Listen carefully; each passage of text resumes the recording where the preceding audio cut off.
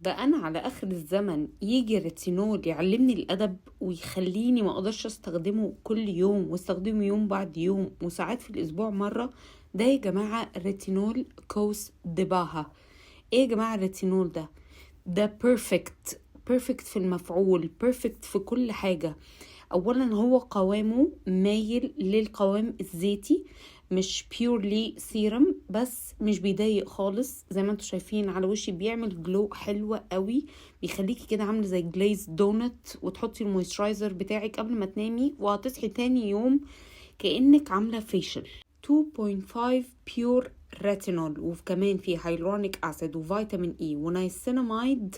وعايزه اقول لكم اتس ذا بيرفكت ريتينول سيرم لو انتي مجربه ريتينول وعايزه تروحي بقى للستيب اللي بعديها. هيديكي صفاء للبشره، هيعالج الحبوب، هيحسن من شكل المسام.